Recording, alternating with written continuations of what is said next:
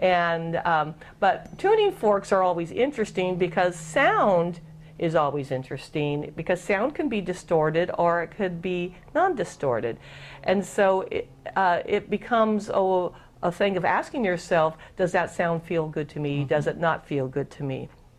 And I went and got this tuning fork. It was in a scientific set. Let's let them hear it real well.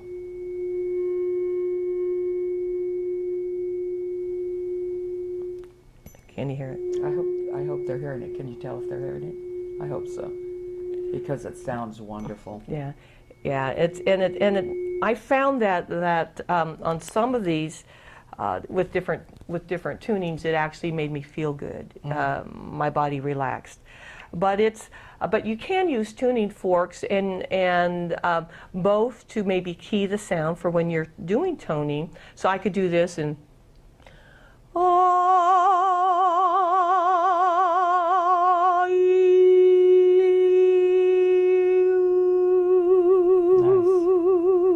and or I could actually, let's say you have something wrong with your hand, I could put it there and allow the vibration of it to go through you.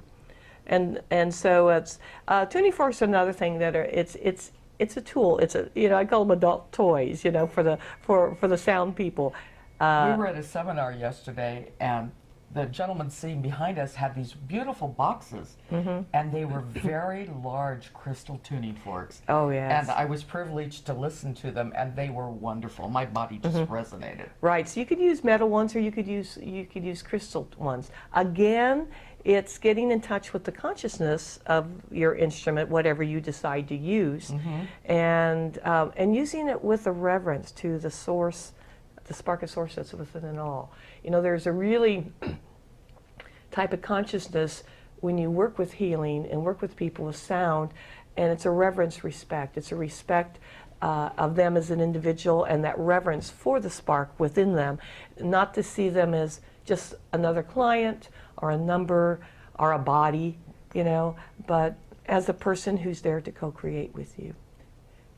Now Now we get the drums? I love drums. I just brought a small drum with me, mainly because I couldn't get a large drum on the plane.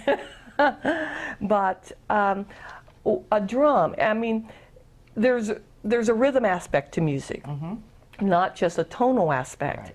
And a sound waves move rhythmically.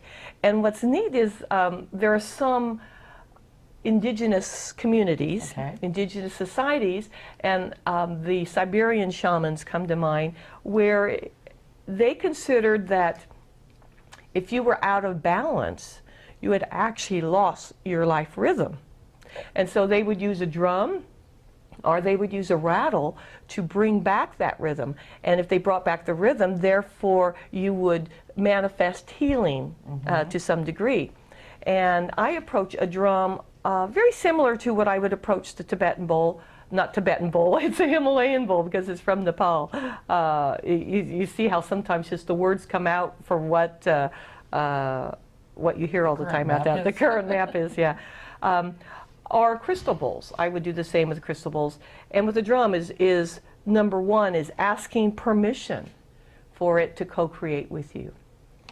You can even name your drum, so that becomes a more personal feeling or a sense that you have a friend working with you. And when we got the drums, we shopped. We got the drum that wanted to come with us. It wasn't just go in and pick a drum off the counter. You actually commune with the drums to find the one that's going to be the sound that you need. Oh yeah, I would go down rows of drums and I would go, okay, who wants to come home with me? Who wants to co-create?